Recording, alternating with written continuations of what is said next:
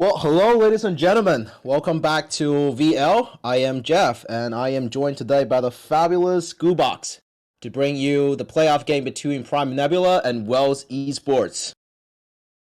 Hello, Jeff. It's definitely going to be exciting to cast alongside with you, and also thanks for British Players for streaming this game and delivering this stream to everyone who's watching. Definitely, this game tonight is going to be very interesting. Both teams are in playoffs. This is the loser bracket, best of three we have. And both teams, I would say, are quite close level-wise. They're different. They're very different. However, they're kind of similar overall level-wise. Yeah, I mean this is exciting. This is playoff time, so everything is on the line. Either you go big or you go home. This is a loser bracket as well, so you don't have a second chance. So this BO3 is going to be really, really important, and you can expect all these 10 players to give us their absolute best in the matches to come. But yeah, I mean, speaking of which, Gubox, I understand that you are related to these teams somehow, as we're going to pick and ban. So none of that chit chat. Let's break into the pick and ban right now. Yeah. All right. Volibear is already taken off the table. I suppose it's from the whale jungler. Slinny here. Yeah, this is again. Whoa, the Renata already taken off the board. Yeah. People have mixed reviews. I think when this champ just came out, that people saying this is not very strong, but apparently it has appeared in pro plays over the past, I think, several weeks, and has been very effective as well. Decided to ban that away, not wanting to deal with that, and the Trundle Israel will be taken off the board as well, as is the Corki. And we're getting a bit of a remade. If we can just get some updates on this to see what's happening. It seems Slinny, the jungler of Wales, Deceit, I suppose. I think he will relog, but we've seen how drafts went so far. I believe we saw Renata ban, Corky, and Trundle, and Volibear, right? Yeah. Definitely a lot of jungle bans that we've seen so far. Yeah, and it would be really interesting to see what sort of champions these two players would play. So the player, since as you mentioned before, I'm actually a substitute for Prime Nebula. Yes, yeah. So the jungler, his name, as you can see, is like very long. You know, it's reflective of how minus his IQ is. So we're just going to call him Saros, okay? Say that again for us. Zaros? Saros. Saros.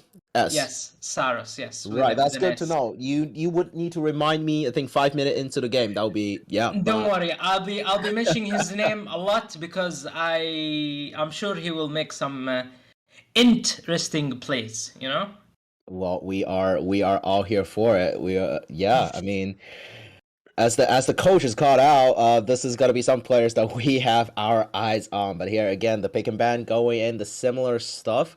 Again, you're expecting a Corky ban here unless they change their approach onto this. But yeah, like we say, both of the team, as you said, very close in skill level, which is why they are in the spot they're in right now, the playoffs, the loser bracket.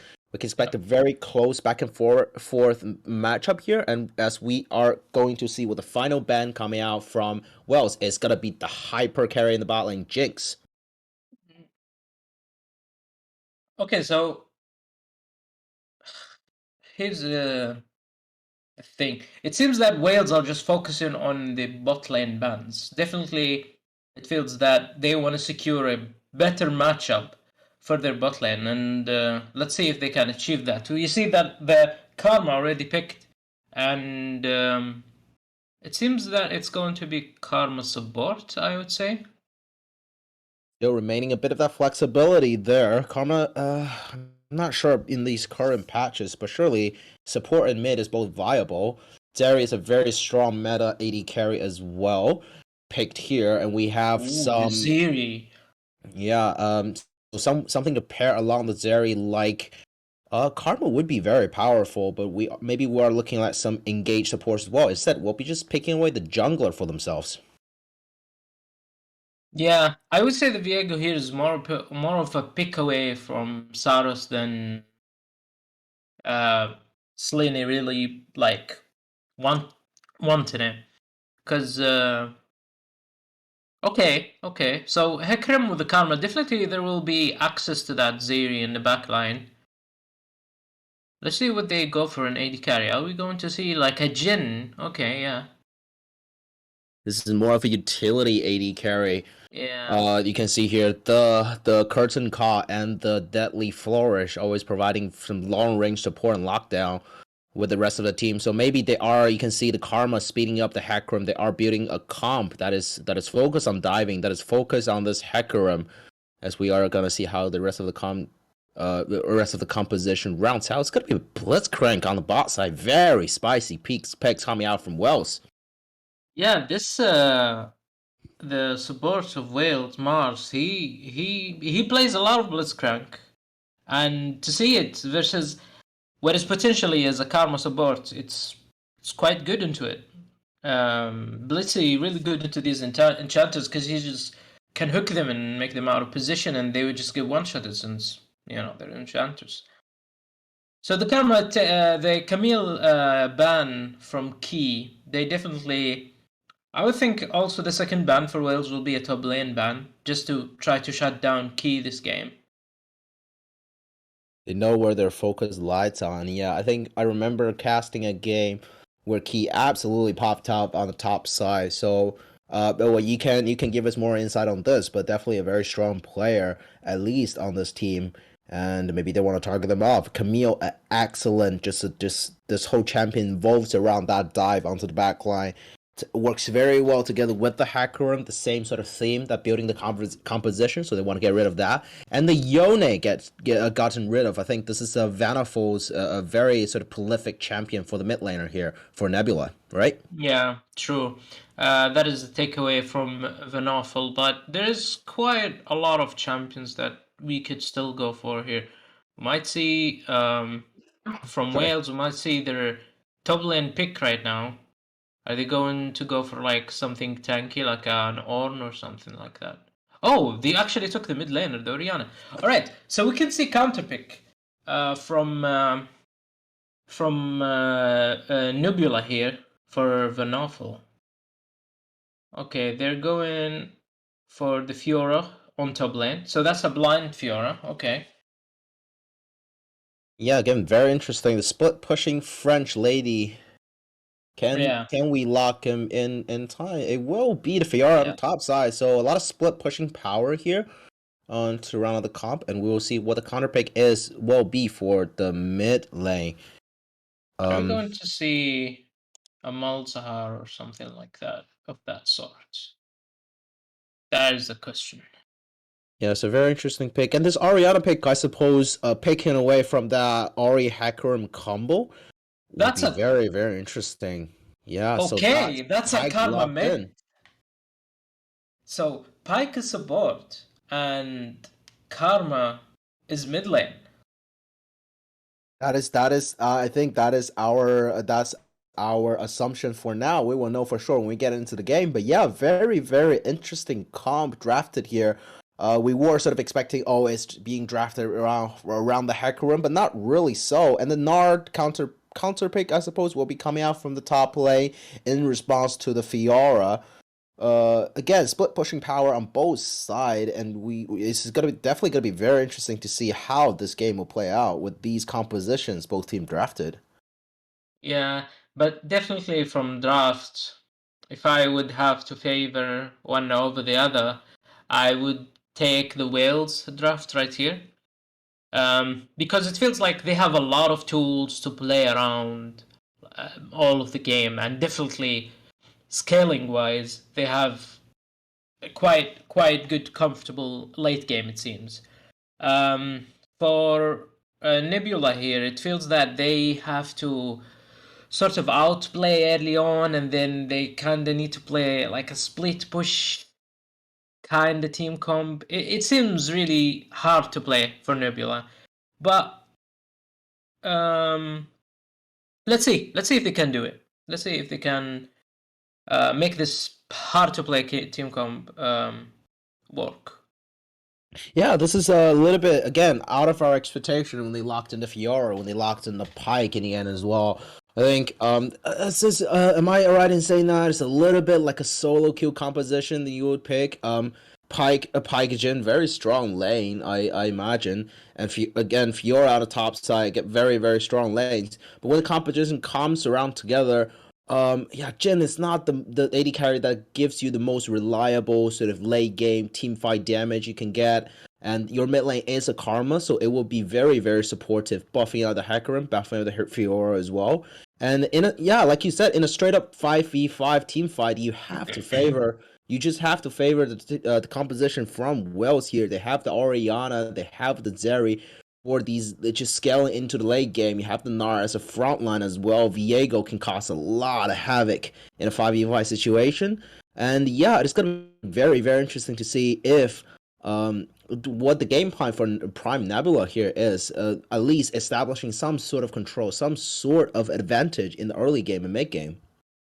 Yeah, definitely the pressure on Prime Nebula to make something happen early on and then just snowball from there. They definitely don't want to see themselves in a, as you said, a 5v5 late game scenario where it's definitely going to be harder to play.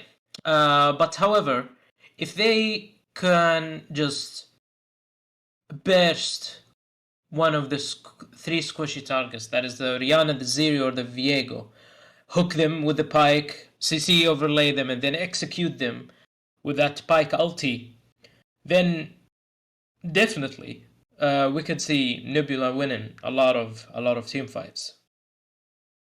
Yes, this is going to be very, very interesting to see. I think yeah, in this sort of patch, I think we're having a slight resurgence. Just talking about this Hecarim, we're having a slight resurgence in these recent patches of the tank Hecarim. Am I right in saying that? Please, educate me on this.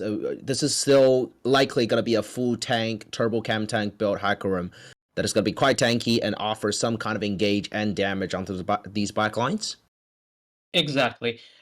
So what it seems to be the favorable build going is that you would try to get your chem tank as soon as possible and the tier early on, and then after you get your chem tank, you would finish your Muramana, and you just for some reason you just one shot everyone.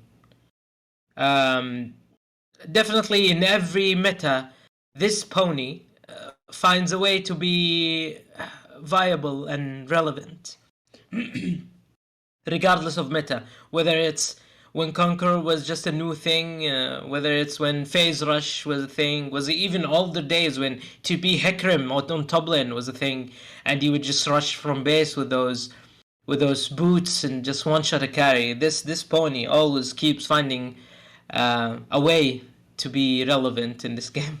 Oh, I love those big old vintage moments. You're talking about the Home Guardian, TP top lane, Smite Hecarim. Oh my god, yeah, this brings back memories for sure. It's gonna be quite a different look we are looking at here, obviously.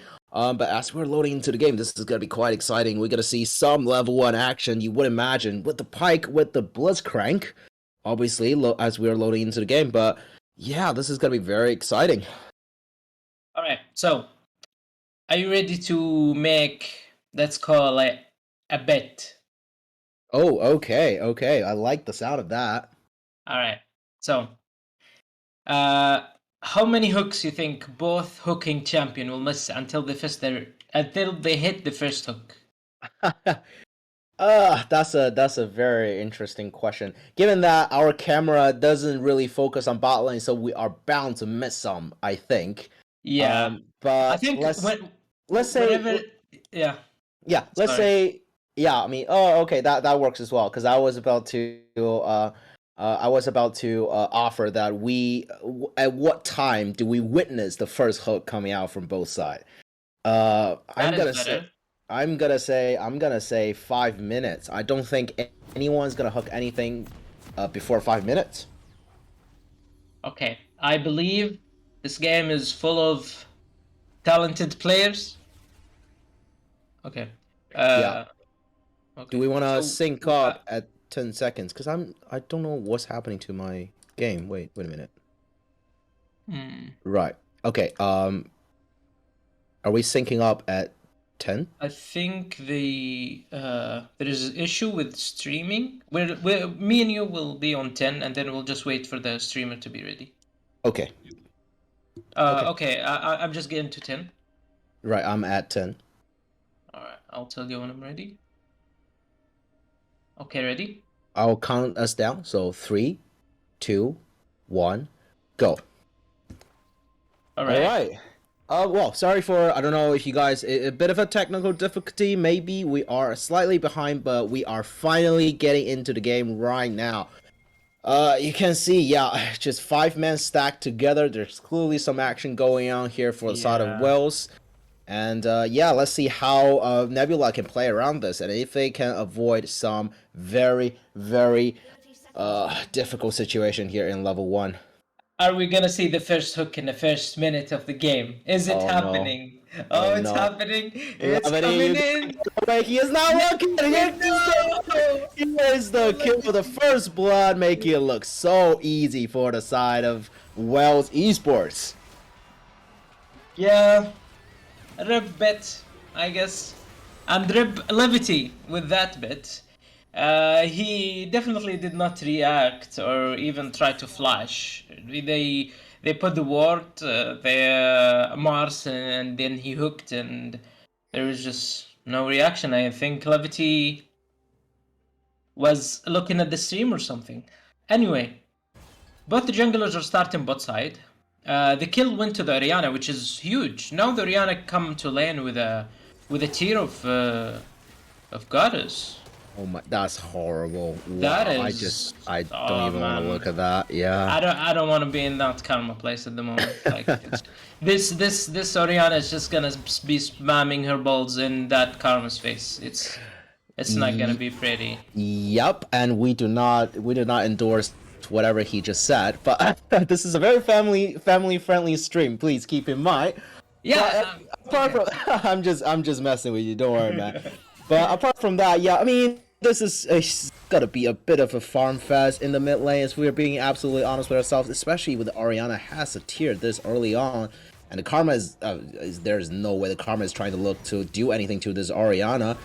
As we speaking, there's a bit of a trading, but this is gonna be a huge farm fest. It's level 2 here. Hooks onto Levity. Can he get away? He still have to flash. But Zeri here, Ignite will be taking down a Levity. Deadly Flourish lock him down. So this 2v2 turn is not even too bad because the rest of the Well Esports bot lane is tanking up the minion wave. So still Levity a little bit low, but have the potion. Will keep himself out of the lethal range here. Yeah, Levity has two more pots still in his inventory, and maybe you would argue the trade is not that bad for him, considering it looked grim for a bit, but then it was fine. But definitely interesting choice. He's okay. Ooh, another hook. Exchange of hooks, but there's a very, very dangerous for Mars. He's taking down, flashes forward. Crown wants that kill. He smells blood in the water and takes him down. Zeri here wants to get away, but cannot do so. Flash a little bit too late. And the bot lane 2v2 kill goes over to Nebula. Nice lane we're seeing on the bot lane. There is definitely a lot of action going on, and Blitz just kept on hooking champions, and that's kinda in a way led to his death. With that low of HP, he was still trying to trade and hook champions, and the trade back from both Crowny and Levity, it was superior. Definitely well played by both of them. As they Blitz is trying to hook to freeze the wave, but was he successful? Is the wave frozen?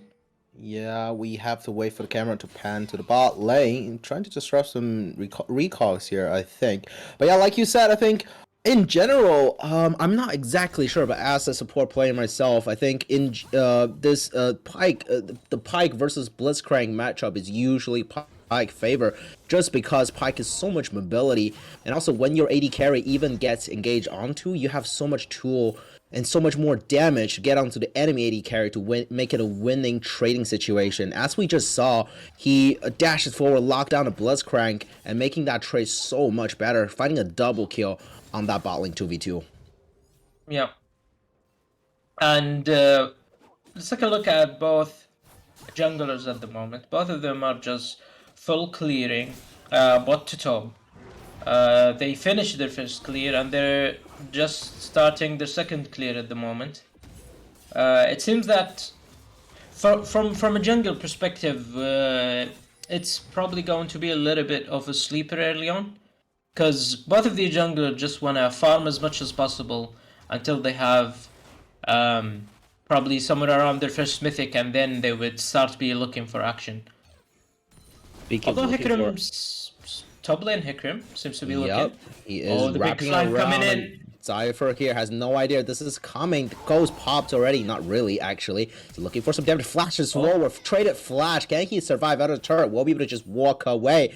So, good summoners blown from the side of Nebula, but the Fiora also blown his flash. So it's just trade for summoners, and the Gnar will be able to walk out in the end of the day. Yeah, I would assume this Fiora key will probably be hitting level 6 before the Gnar.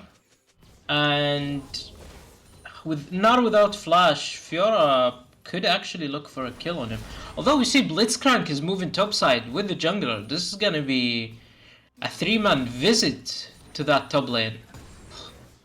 Oh, they're hiding in the bush. Yeah, this is looking very, very sneaky. Some would say this Fiora is clueless at the moment. This is gonna be a very, very hard one to walk out of. Here comes the Blitzcrank. Everyone comes out of the bush, and this is a horror movie. Ignite taking down. They want to give the kill over to Gnar. He is not gonna get away from this. Please, for the love of God, flashes forward, has to take that kill. So against Freeman investment on the top side, they don't really lose that much around the.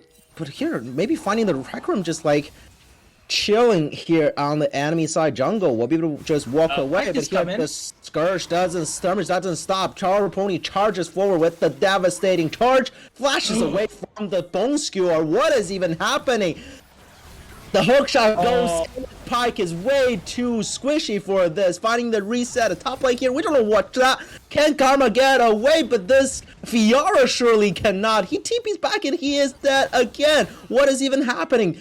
The boomerang misses, so the Fiora gets to walk out and live for another day. But meanwhile, in the mid lane, Karma did not fall in the end. But there's so much action happening around the map in the past 2 minutes. Yeah, Jeff, you can definitely take a breather at the moment, I hope. There was a lot going on. So Blitzcrank started by moving to topside. He just leaving Ziri bot lane on her own, and they made the play on the top lane, and then he recalled and came back again for that fight on topside, as we see a gank on bot side. Oh, the topside hook connects again. Mars does not take no prisoners. This Fiora stage is getting absolutely ruined. You want to leave the Fiora alone. You want to leave her on a 1v1. She wants to fight these split pushes. And there's just a big robot with some rocky arms always camping your lane. It's going to be very, very frustrating. Meanwhile, on the other side, Nebula not really getting a lot on the cross map. So, again, huge advantage built up here on the top side for Esports Wales. This Ziri been farming on her own and she's ahead on CS. That is definitely something you don't want to see as a top laner who's getting perma-ganked by a crazy Blitzcrank on the early game at level 3, right? You'd expect the Ziri to be solo killed or like 2v1'd or denied a lot of farm. No, this Ziri is happy. She's getting a lot of farm. A little bit ahead on the Jhin. Maybe if Jhin catches this way, he's like equal, but it's definitely not what you want to see, especially as Fiora. This champion need to be ahead to do stuff early on. This champion need to be ahead versus his lane opponent to have some leeway in the mid game to, as you said, split push, pressure the map, and do stuff around the map. But it's not looking like this is going to happen soon. This Fiora need a lot of time now. Oh, Hikram Gun coming in. Looking for some help around his team. The onslaught of Shadow brings the Gnar back. Halfway through Mega Gnar bar. They want to get this kill over. And Key finally gets some economy into his back pocket here. Yeah. He is still behind in gold at the moment. Currently 300 gold. But it's a good sign. The Hikram already ganked. Key is probably gonna get a plate from this, deny a lot of some farm to the Gnar, and this Fiora is not so far behind now at the moment. Yeah, the cross map happening here as well. The trade of Drake in range for the Herald. So you can see Wells Esports doesn't really want to deter this Herald tech. So Hecarim will be just solo that off himself. So in the end of the day, not so bad. Stabilizing this top lane situation a bit. Given the first Drake is hardly any matter to worry about here for the side of Nebula. Only 10 minutes in the game. It's going to be quite a long time until they have to worry about the Drake stacking. Here, just backing off a little bit. Don't want to play into that Blitzcrank hook. Goes forward, not really finding anything here on the bot side. Yeah, that's a very interesting itemization from the Karma. So it seems that it's going to be a Moonstone Karma, or maybe a Shirelias. But as a team with Karma being your only AP damage, is it really the right pathway to go? I think this is a little bit of a dilemma you can run into as here. Just want that plate. Mega Gnar's arm over the... Oh my god. He was the whole kill. Oh my god, what is even happening? Fiora has to be forced away from the turret. Hecarim's bot side, so there's no team support whatsoever. You can see the Orianna moving up as well. Will be spotted out by a ward. But you have to imagine this might be the whole turret. Fiora has to take quite a long time to get back into this. We'll be just taking a lot of plate, I believe, in the end of the day.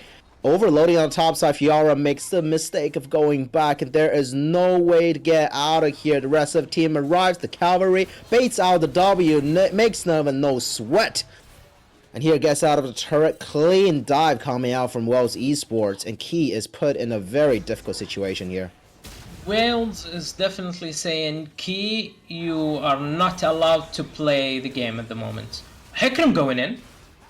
So much healing coming out from this Viego. He survived a lot longer than what I expected. The rest of the team finally arrives to offer some support. They cannot take down the Gnar here. I don't think so, but the power pony is gonna try. Smoke.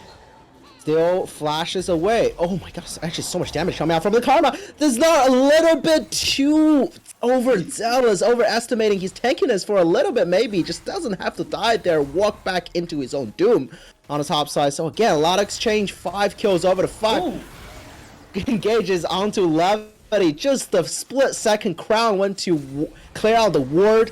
Very decisive action coming out from Mars. A beautiful play on the bot side here for Esports Welts.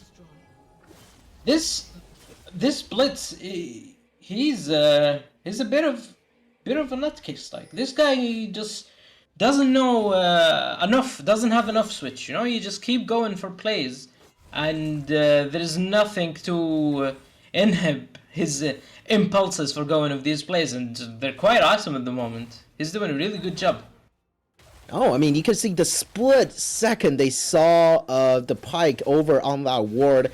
And it's a little bit, I don't know, it's a bit of a miscommunication between Levity and Crown. Crown went away. Levity sort of like not respecting. Blitzcrank just flashes on himself. Like I swear I saw the exhaust, but it apparently no. Yeah, Levity has the flashes, cannot react, it cannot get out of that. Crown arrives back, but is a little bit too late to safeguard his AD carry. Just beautiful play coming out from Wells Esports. Yeah, and we have to go back to the bans that Wales did. They did ban the Ezreal, which is a really good pick into a Blitzcrank. So definitely it was to deny Levity a safe pick, and this Jhin, this immobile Jhin, is definitely being abused by Blitzcrank at the moment. Yeah, just beautiful plays all around, especially Mars. You can see clearing out the vision, they own the bot side river here for the side of Wells Esports. I believe just while we were speaking, I think the Herald charge deployed on the top side. So the first turret actually went over for Nebula. So a bit of a good news. Extra gold into their back pocket. They are only 600 gold behind right now. But you can see so much map pressure here on the bottom side of the river for Wells Esports. They are waiting for this Drake to... Ooh. Look fishing for a hooks instead. The rest of the team is converging on here, fighting for this vision. This is gonna be 5 versus 4 actually in this river. They want to go on to Hecarim, but this Blitzcrank is a little bit too overzealous. Death from below. The shutdown goes over to Pyke. Well, you see, when you have nothing to inhibit your impulses for going for these plays, sometimes they might look like ints, and that definitely was around that area of making plays. His positioning was way out of line. He was between 4 people. That is not where do you want to see your Blitzcrank right there. And to be fair, the fight there in general felt a little bit hard for Wales, because this Karma, she already have her Moonstone, Jin already had his Mythic, and Hecarim, Saros, he already also had his Mythic, so it would have been disadvantages for them anyway. Yeah, I mean, we have been saying praises for Wells Esports for the past, I think, 5 minutes, but the truth, reality is, I mean, Nebula is in a gold lead. They have 1 Drake equal to 1. They have all these lanes sort of doing just alright. You can see this Fiora slowly catching up, reaching that first item already as well. And yeah, I think this bot lane is stabilizing for a bit. Darius farming up, it's getting stronger, but here there is no point to think that you can just Mars, you can be in that position and not get punished, and getting punished he did. In fact, here, looking for top lane 1v1. There's an item advantage for the side of Keys, but here comes the Revelry. The onslaught of Shadow from downtown gets into absolute nothing, and the pony has to run away, dodges away from the Q, but there is no way Ryan. Enemy jungle. Ariana comes forward, comedy. But here, the Mentor E actually speeds everyone up, gets himself to safety. So in the end, it's just going to be a little bit overextension from the Fiora, paying that with her own life. Yeah, he is definitely trying, some would say too much at the moment, because it's going for the flash hook missed. Yeah. Going for plays like these is good if you think you can kill, but if you don't know where the enemy jungler is, then it's probably not the correct option to go for plays like this. As we see, the TP is invested in bot lane, but nothing seems to be coming out of that play. As we see the Jin recalling, I would assume now, yeah, we will see... Oh, okay, missed. Alright, we will see the Jin go into mid lane, and the Karma being top lane versus the Gnar. A lot of things going on the screen all at one time. The Shockwave brings the pony back. Can he tank up a turret? That's from below. Marks the spot. But here, the trade for 1-for-1 will be coming in, finding the reset. Didn't want to get away. The Blitzcrank is coming into the scene. The power pony can charge forward, but this is Viego in the end of the day, so he have to give that body back where it belongs. Almost hooked the Pyke, looking for an angle here on the side. Of Bone Score goes a little bit wide, and that should conclude this warfare in the mid lane. Alright, so Nebula still ahead in gold, although it's just a 400. Based on team comms, some would say that actually Wales are ahead considering team comms, because it's definitely gonna be easier and easier to play their team comp as we go in the game. We have the next objective coming up is the Drake. This is a Hextech Drake map in a minute and 40. Let's see how...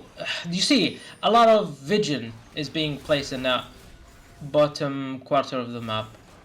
Wales are clearing the vision that was placed earlier by Prime Nebula. You have to praise... Yeah, go for it. Yeah, the focus so much on the... Okay, let's see this trade. You gotta flash going this. For this. Oh my god, well actually he doesn't even need the flash to get away from this. Another kill hits on this Gnar. They'll have the E just work his way out of there, calm and collected. So yeah, it's just so hard to that champion in all things considered. So this is going to be a 3-man play on the bot side. The rest of the team is engaging. This is going to be a 4 versus 3. They want to engage. Exhaust goes out of Hecarim, so not a lot of damage. TP coming down from the mid lane. It's going to be the Orianna, so the Hecarim is going to draw. They want to find the reset. The reset. He's still on the front. It's going to reset City as well as Esports. Take this fight onto his head. Can Levity get away? Flashes forward. Another reset. Start him onto the ground. On the front side. One more shot will be able to do so. Levity takes kill in the end. The Deadly Forge locks down this Zeri. But here, no more extra damage coming in. Has to flash away from the hook. In the end of the day, this is going to be a 3-4-1 in favor of Wells Esports. Yeah, definitely was too forced from Saros there. He used his ulti to gap close onto the Zeri, but Zeri just exhausted him, and he wasn't even close to fear the Zeri. So he ended up being a Hecarim in between 3 people with a ghost on him, with a exhaust on his head. He's not gonna do much. And as the Pyke ulti was coming in, as he was in the execution animation, just Viego goes into that passive animation of getting the soul of Hecarim, and he just bypassed that execution. Yeah, that's a very unfortunate turn of event here for the side of Nebula. And just, yeah, that Viego staying up for that long in that fight, getting that reset was absolutely crucial. Nebula did secure the second Drake of the game here. So if they can stall this out, maybe playing for that Dragon Soul condition, is the Hextech Drake Soul is going to be a very, very powerful one if they want to play around that. But still, this is going to be quite an uphill battle they're fighting here. After that fight, 2,000 gold up for the side of Wells Esports. And here, just playing around this pressure. But again, Keys goes in without any vision on the top side. The rest of the team is collapsing around him. Can he get away? The stun is not going to be able to land, so he will just get away. So good play, actually, drawing a lot of pressure here on the top side from Key. You can see that Wales, the way they want to play this game is so clear. Wherever this Fiora is, they will send 2 to 3 people just to shut down Key and not allow him to even participate in this game. As you see a pause coming in. Yeah, this is gonna be a slight issue with the game. We apologize again. I think the Sly here, Sleeny here. I think the person who actually disconnected earlier during the pick and ban phase has disconnected again. Really hope he can figure out the issue, reconnect, and get back into the game. As I think this is happening right now in a very rapid speed. We will see when we can get back into the game. But yeah, it gives us a little bit time to break down, maybe just think about what happened because the thing, I think the game just sort of like suddenly exploded all around for the side of Wells Esports. That's the first time in this game at 21 minutes that we finally, so the first time saw like a very meaningful lead for one team in this game.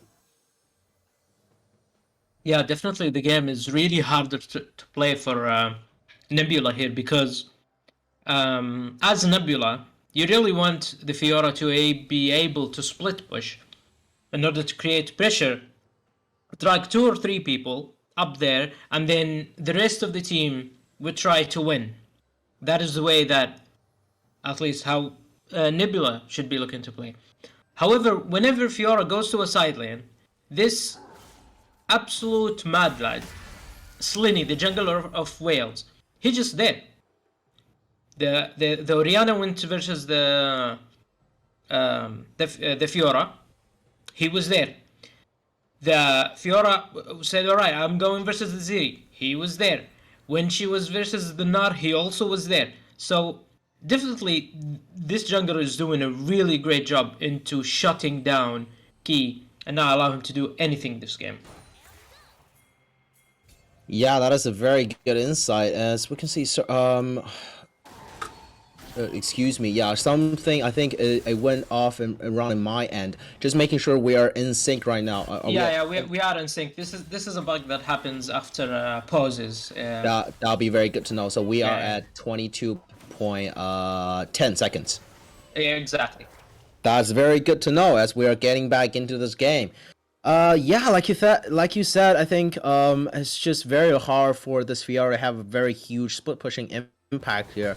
Very well responded by the enemy team, and I'm just looking at inventory. I think, do you think? I think, can Fiora as a champ? I suppose the champion have a lot of advantage when it comes to the 1v1 scenario. But look at this Nars just inventory as well. The Thorn is already actually completed together with the Ninja Tabi. So you're gonna have a lot of tankiness. Do you really do you think the Fiora wins 1v1 against this Gnar at this point of a game? I don't think so, to be honest. Not is 2 items and a half. Oh, the hook. Oh my god, coming in from downtown, but there's the pony coming out from all the halfway screen away. Death from below, X-Master Spark. The flash stun, it doesn't really connect, but the Zeri cannot get away. 100 miles per hour and 2 quick kills actually goes over to Nebula. That was very exciting to see as they are looking at the big purple worm. And what a time to get a catch right there. They're going straight to Baron, and it's a bit of a flop, but let's see how it goes. Around here on the top side, just keeping this top laner busy, not really allowing him to get into any kinds of fight. There is no vision for the side of Wells Esports in the Dragon Pit. Therefore here, the Gnar here has to walk in. The Gnar bar is building up. They have to be very, very careful about this. Forces the entire team away from the Baron. Key here want to look for it, but will be just forced out the Baron in the end of the day. So Wells Esports preventing that to happen. They'll be very, very happy. Key still wants more. He goes back. The power pony here knocks onto the wall. He's going very, very low. Gnar 1 versus 5 on the front side is not going to be too much enough. Viego here wants some. The rocket grab won't be able to get away. Here comes the onslaught of Shadow. The curtain call as well from all the way downtown. Can the pony get away? One last shot won't be able to do it. The rest of the team cannot keep himself alive. The reset comes in from Viego. He still want to look for more. 1 versus 3, chasing everyone around. The bone score sends him backward. The Deadly Flourish will go narrowly wide. As this, in the end of the day, I think this is only going to be for a 1-for-1 as well. Yeah, definitely. It was top laner. Okay, they're still going at it. Yeah, I mean, the action just won't stop. Has to flash away. I believe just that summoner blown as well. Yeah, staying a little bit too long for the blue buff. But yeah, I mean, it was a very huge turn. 2 quick kills for the side of Nebula. If they had gone that Baron, they would absolutely flip this game around and just exert so much pressure. But in the end of the day, they managed to equalize the gold lead. You can see with the Pyke on your team, that's something that just does to your economy at times. That is a very sort of skewed economy when you get those kills. The big shutdown, sharing that gold across your whole team. You can allow your team to very easily get back into this game in terms of gold. And here, the Drake fight is almost up and ready. Yeah, so there we saw how Nebula team comp also is weak in one other aspect in the game, and that Baron taking. Without the Fiora, their Baron taking is super slow, and at 20 minutes, just as Baron spawned, it will definitely take you ages to bring that purple worm down. Oh, Crowny getting caught. Okay. Yeah, Pyke just got caught in the mid lane, which is not really exciting as the Drake is spawning here. So you imagine they will be going over to the side of Wells Esports. Doesn't look like the rest of the team want to contest onto this. So it will be the second Drake, 2 Drakes apiece. At 26 minutes of the game, we are potentially in for a very long haul today. Yeah, they didn't even give the tower. So it's probably they didn't have vision and they just wanted to take the tower, but Wales did them one better and killed them, and then they took the tower. Which is definitely well played by Wales here. Yeah, this is still a very sort of back and forth game we're seeing. We were talking about how the scaling is clearly favoring the side of Wells Esports. Haven't really seen that much 5v5 actions, you would argue, yet at this point of a game. A lot of vision control back and forth, a lot of looking for these picks as well. Most of those picks were being obvious. You have to credit that to Mars. This Blitzcrank either picking people off or getting picked off. Yeah, revolving around him at this point of the game. But yeah, as we are slowly approaching these big neutral objectives, the Baron is still up, the Drake is approaching soul point for both sides of this team. You can see the game slowing down a little bit, controlling vision, top side for the side of Nebula, and bot side clearly very Esports World's favored, and just slowly playing this game out a little bit. Yeah, now put yourself in those Nebula shoes at the moment. You have so much AD damage, and then you look across on the other team. You see a Thornmail. Okay, Fiora's going in here. Alright, it's nothing significant. You see a Thornmail, you see Tabbies on the jungler and the top laner, you see Warden Mail on the top laner and the support. You see Death Dance, you see another Chain Vest with a stopwatch, which seems like it's going to be a GA, I suppose. So it's looking grim for Nebula right here. And it's all because a Karma that has Moonstone is not gonna really do AP damage, so you don't really have to itemize into Magic Resist at the moment. Any Magic Resist item from the side of Wales will be very inefficient itemization at the moment. Yeah, it's gonna be increasingly hard for the carries on the side of Nebula to do significant damages. They have to rely on smart map plays. They have to rely on picks. That's what the pike is for. Death from Below is such a powerful tool to quickly execute the members you pick up in these picks. So, yeah, just the team fight is gonna get harder and harder from this point on, and you can see it's really hard for Key to apply pressure here on the side lane. Gnar is a long range champion, so he doesn't really have to put himself in too much danger when he is pushing these waves. And you can see Key there hiding behind the bush on the bot side, just trying to look for a solo kill, trying to look for something. But the Gnar here just playing it very smart, keeping himself out of danger and keeping this pressure very contained here from the bot side. Yeah, and you can see the shift from... Okay, Gnar's going in. He's still going, he's diving. Oh my, the whole vital proc. A beautiful play coming out from Key. This is what we call the LPL Fiora. As he solo killed the Gnar under turret. That's the power of this champion, as we can see right now. 2 items making it look so easy. Yeah, Key definitely behind this Gnar and itemization and gold wise. But this champion, Fiora, and the way he piloted it is just... Yeah, it was good. It was too good of a dive. And this is also sort of exposed, as we saw, that whenever Fiora was on a side lane, that jungler, Slinny, he was always there, right? But the one time where he wasn't there, Gnar just got solo killed under his own tower, being so far ahead of the Fiora. So maybe Selene just needs to keep on doing what he was doing early on and just keep on shadowing who's ever going versus the Fiora on side lanes.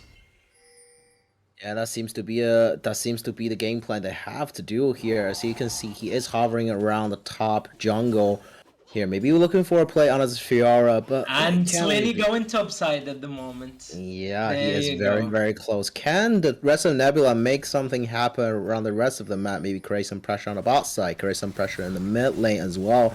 He playing very conserved here. He knows there might be some people around. Maybe he doesn't. Goes for a play anyways. Mega Gnar onto the wall. He doesn't have flash. Get locked down or taken down. This 2-band is very strong. Can he get away? The ultimate goes in and finds the kill on a Key, exactly like we predicted. Yeah. So now there's a lot of options. It seems that it's going to be a trade. We're gonna see Nebula here going for this Drake, their soul point. And it seems that Wales are gonna take that purple worm down. Oriana's TPing in. Yeah, I don't think there's enough time as the rest of the team is moving in. This is gonna be the 4 versus 5, so they have to play this very carefully. The rocket grabs misses, so they don't have vision in the Baron pit. The curtain call comes in. We still don't have any vision on how much Baron health is. We still can see on our screen the rest of the team is still staying around. Can they get into the pit? The Blitzcrank is chasing the Hecarim away. 2,000 house. He is stolen the Nasher as he goes in. The Naruto pieces out of the wall, but he is melted on the front side. Death below takes down the jungler. Another reset coming out from Nebula, and they're picking away the fight. But the Pikachu is very strong. Zeri shut down the Jin out of outside. The rest of the team want to get away. The bone skill finds him another. The stun. The death mark is so close. But here TP comes in. Here comes the Fiora. The grand entrance. The challenge takes down the Blitzcrank. But Hanky finds another kill. The shot down. The ace goes over to Fiora in the end of the day. What a banger of a game we're witnessing right now. Oh, what a comeback. What a comeback from Nebula. Saras, the mad Swede himself, just ultis in with that Hecarim ulti, steals it, and then the team fight just goes haywire. We see Crowny just hiding in the fucking outskirts of the fight, going left and right. As he sees someone going low, he just executes them with that Pike ulti. That was really well played from Nebula here. That was 4v5. That was some good team fighting going there. Okay, so now they're ahead and they have the Baron. Let's see how they can execute in it. Definitely Fiora having the Baron will make things super easy for them now. Well, she doesn't have the Baron actually. She respawned after the Baron. So we have huge, yeah. I'll go for it. Who do we have who has Baron buff at the moment? Wait, did everyone lose the buff? Okay, we have Karma with the Baron buff. I think that's the only one, yeah, because only Karma and Fiora is alive on the back end of that, but Fiora was taken out before everything even began. But here comes Key again on the front side. The Viego want to safeguard his mid laner, but it's not going to be able to do it. He still have the 1-for-1 here, Key. This is not going to work out for him as the rest of the cavalry is arriving. He still has the GA, but Deadly Flourish misses a little bit wide. The TP coming down from the Gnar. The rest of the team want to get onto this, but this is going to be 4 versus 2. The death from below marks the spot. Will be taken down as well. Here, just want to get away, but the Powerbomb is so fast coming in from half a screen away. Just one more auto will be able to do it, but Gnar cannot get the kill. So in the end of the day, is one clean kill for the side of Prime Nebula as they are looking to siege onto this bot turret. Blitzcrank's locked down in the turret. Deadly Flourish. The Chain CC coming in. He cannot move. One more shot. Key making it happen. It all comes down to Key, the top laner for Nebula, carrying them over this final hurdle as they took 2 turrets quickly out of our sight. What are we witnessing at the moment? Things looked so grim for Nebula this game. They were behind in gold. They're definitely harder to play, but they just keep on finding ways. And Key just on the sideline applying so much pressure. The pressure that we talked about. This could have been Fiora being activated like that probably 15 minutes earlier, but because of Slinny did what he did early on, I guess the activation of Fiora just was delayed 15 minutes, and now she's just wreaking havoc in these side lanes. No one can match this champion at the moment. No one can do it. Just what a terrifying prospect. You can see solo kill after solo kill. Sending 3 people to stop Fiora right now. Yeah, they want this kill very bad. They want this He's head very, very bad. The shockwave brings him back. The damage comes in. He is not that tanky. And the shutdown goes over to Pikachu. As here in the mid lane, somehow Mars get caught out. X marks the spot. And that will be 1-for-1. The support for top laning, you would argue. So the rest of the team is sieging on this mid turn. The Baron buff already expired. The Deadly Flourish comes in. This is the Jin Pike combo we're talking about. Not much resulted onto that in the end of the day. I mean, if you tell me, do you lose your top lane carry who's carrying the game? We trade him with a Blitzcrank. I would say yes, give me that trade every day of the week. And as we see, this fight is gonna be hard to play for Nebula because the top laner who have a lot of their lead at the moment, a big portion of it, is not here to participate in this fight. And this is a big fight. This is soul for Nebula potentially. Walls have to need to burst this down quick. 2 seconds. Have to TP on the side of Key. He can join the fight anytime he wants. The Blitzcrank have to walk his way all the way out of the base. And the Alright, they're wasting time. Fiora's coming in with TP. Alright, this is time to go in. Can Mega Knight is on the front side, very, very careful. Jin is getting knocked down.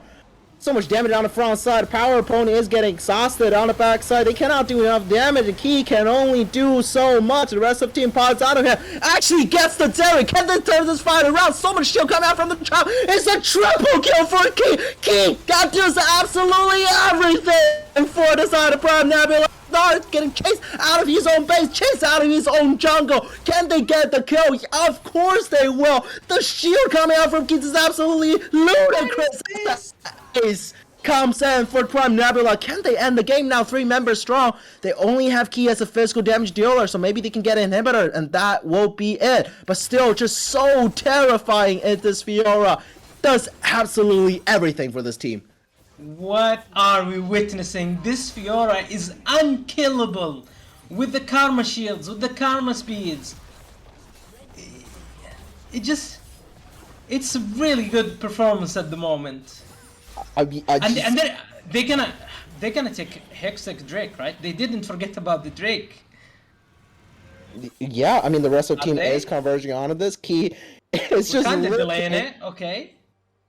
Yeah, I mean, Key is just looking for any food that dares to walk into their own jungle. Oh, this is the soul for Prime Nebula. They're looking good and nice and dandy, and they're just so comfortable. Yeah, I mean, if anything sort of sums up like just this, we are absolutely speechless. Sorry, wow, it's just we have no words to describe what we just saw. Just. Because, again, we are just being honest, we're very pessimistic about this game going forward, going late because of the scaling that is present on Key. I mean, the Jin got one shot at the start of this fight. It's looking very, very doomed. The Hecarim didn't really do much because of the exhaust. But somehow, some way, I mean, it was faster than we could realize. We could try. We couldn't even track what's going on. Key in the back of the line, assassinated Jerry and take down every single member, just chopping them down like hot knife through tofu in that team fight. And here, yeah, they're looking for the purple worm. They are looking for the win for the Prime Nebula. And I think one of the biggest factors that determined that fight was that there wasn't a lot of healing reduction on the part of Wales.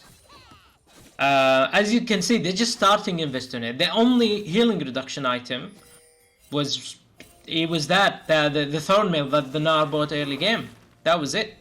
And we could see now the Ziri and the Viego both invested into that Executioner. Yeah, maybe it's probably a late investment at this point in the game, because that Key was healing so much with that Moonstone from Karma and the Redemption as well going on, and his already his innate healing, Blade of the Wind King, the Fiora ulti. How much healing this guy did? We need to see it after the game. How much healing did Fiora had after that game? That would be really interesting. Well, yeah, I mean, you know what they say, it's better late than never, but this might be just a little bit too late for the side of Wells Esports. They had the game in their hand, and somehow it was a close game until it wasn't. So again, yeah, just if you look at this Fiora, again, so terrifying, almost reaching full build here on the bottom side. I think on this recall, several waves in, he will be reaching that full build. Building towards something I couldn't really tell from the back of my head, and they are setting him up for this Baron. Actually goes out of the Hecarim, but this is a very tanky pony. Okay. Just use the ulti to get away, no harm, no foul. But getting that cooldown up is actually really big, and maybe they can force this Baron now, try to walk in, try to regain some vision as enemy jungler has to recall here. But yeah, I mean, just a player. With super minions in the base, it's really difficult to take Baron right now, right? Because if you try to go for that Baron, Fiora will just TP in your base and finish this game on your head. Oh no. Okay, ulti for an ulti, I guess. A jungler for a jungler ulti. And just a very nice exchange just to get himself out of safety as well. Still looking. Bonsker drags the Blitzcrank backward just as a warning shot. Again, they are setting up for this vision, clearing out the enemy. The Pike with this build as well, just so effective at denying these visions, making it so hard for the enemy team to walk in. You can see just, yeah, clearing these wards out, and the Fiora is maintaining this bot push. There's no TP on the Gnar as well, so if you want to put the trigger, this is going to be a numbers advantage for the side of Nebula at this Baron pit. But instead, the rest of the team will rotate onto this. I think backing away here, going for the last item. And Baron is already down to half health, 4,000, 5,000. Pike has to get away so close onto that execution range. But here, Baron is going very low. Will's Esports cannot walk into this pit. They will just finish it right here, right now. Whoa. Oh my god, Jin secures the Baron for the rest of his team as the fight is breaking out. Viego front side is tanking up the whole enemy team backline. But here on the front side, the Fakurum is so strong. Zeri cannot do enough. The death from below takes down the kill, and the Pikachu has to run away. There's no safety in their own base, and the Fiora is absolutely unstoppable. Another ace for Key, and that will be what a slobber knocker of a game for Prime Nebula here in game 1 for this best of 3. Yeah, Prime Nebula played champions which are better. Some lanes were better than the others. Individually, and they just proved it, that even if behind, if you know what to do with your champion and you just play it toward that win con, then eventually you'll just win. And you would have to think this game turned around as soon as Slinny stopped going to wherever Fiora was. When he started playing for those global objective with his team, he started grouping up with his team around Baron, around Drake, and the opposite side of where the Fiora was.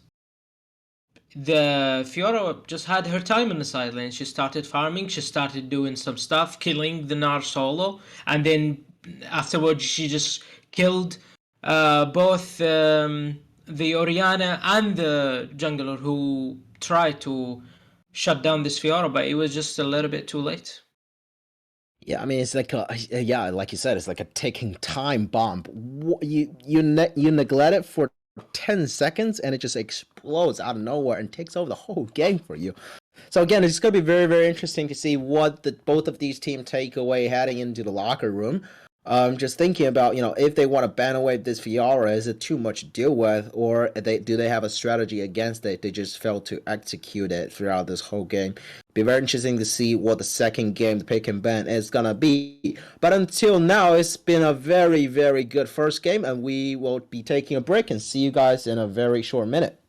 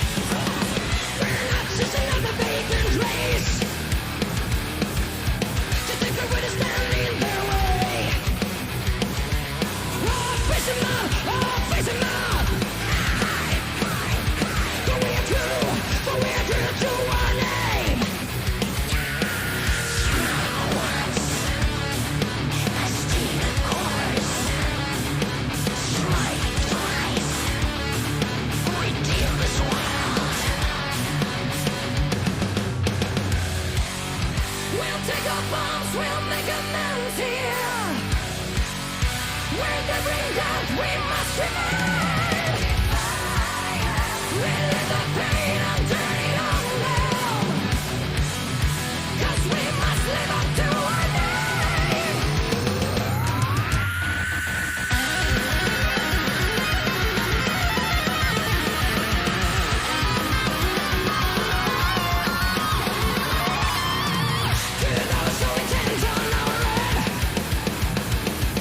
refuse to let you have the final say.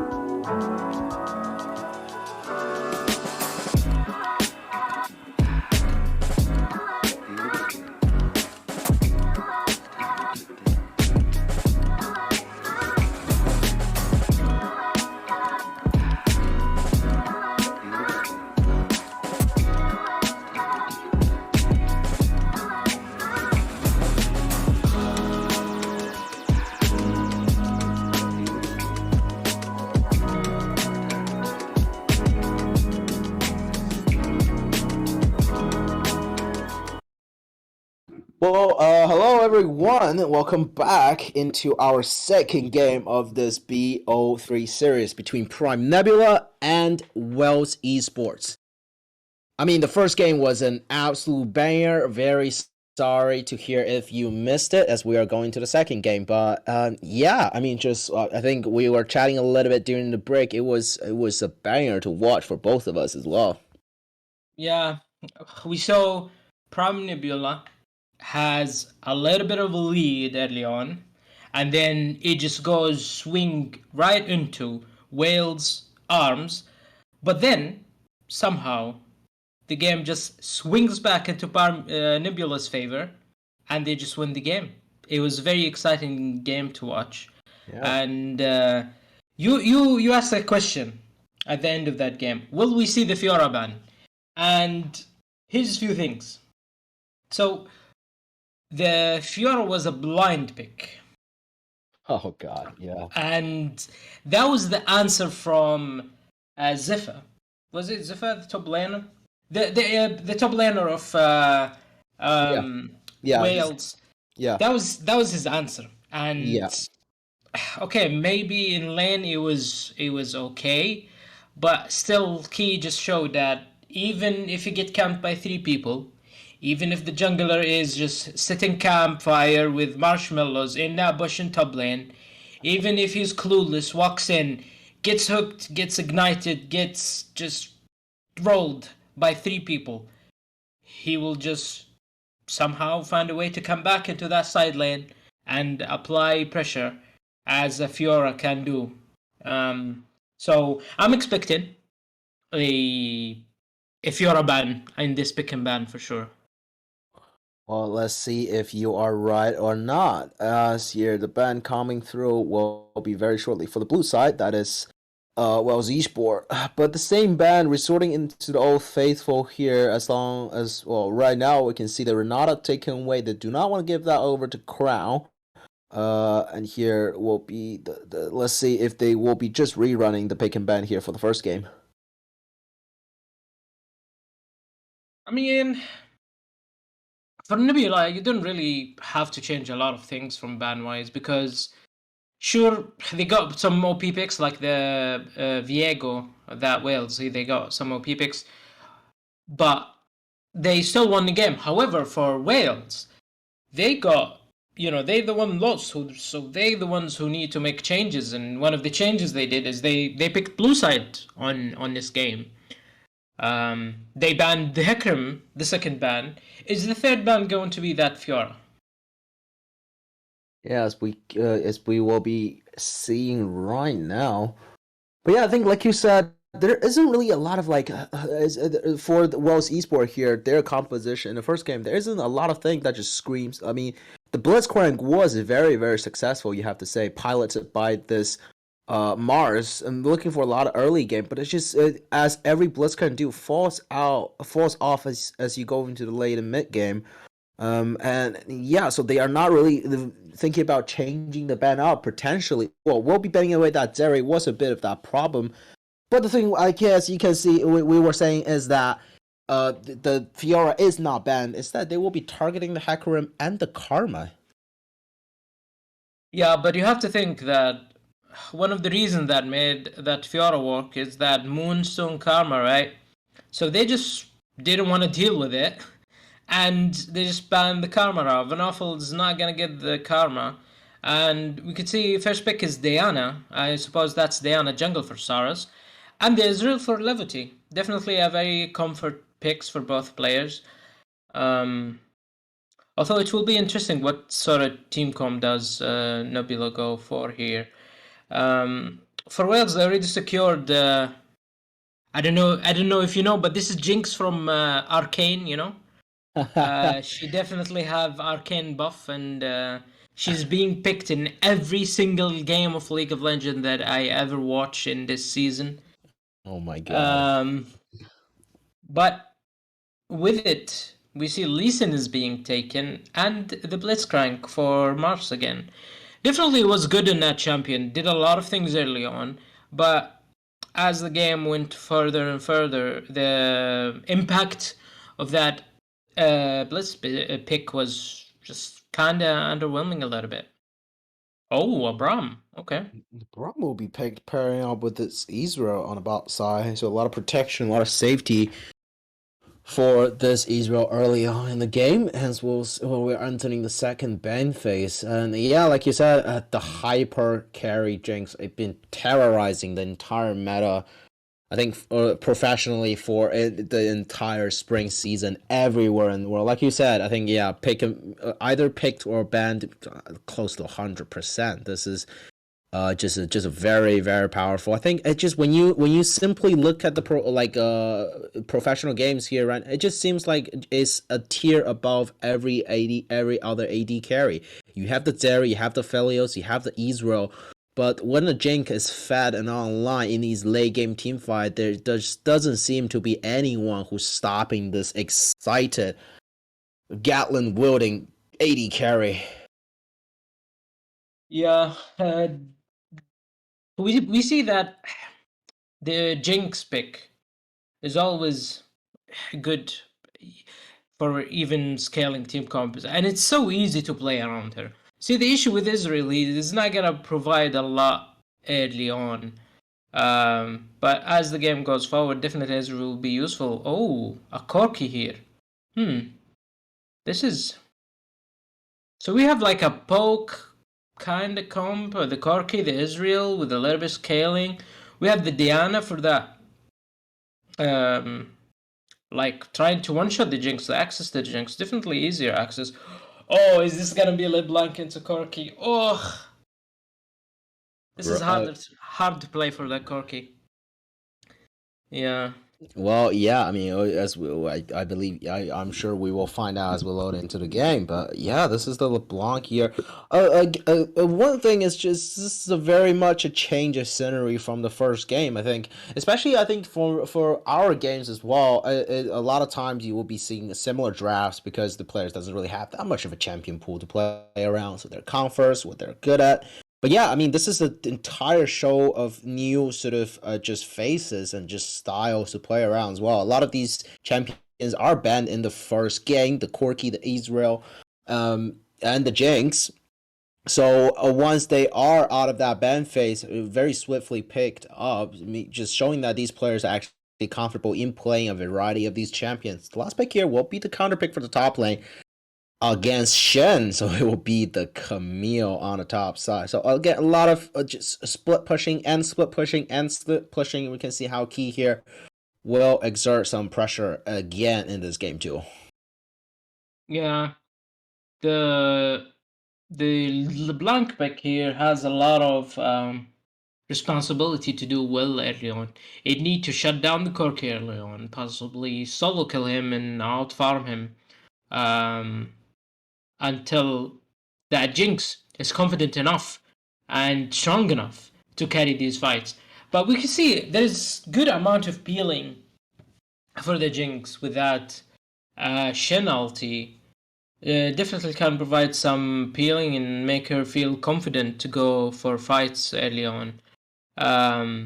However, the Prime Nebula team comp seems a little bit more on the scaling side. You need Israel to get some couple of items to provide that poke. You need Corki to also get a couple of items to have poke as well. But definitely these two champions, once they get their items, it will be harder for Jinx to play this game, especially around the mid lane where they could just aram it down and just poke them from like 2 screens away, and then they can't do anything about it.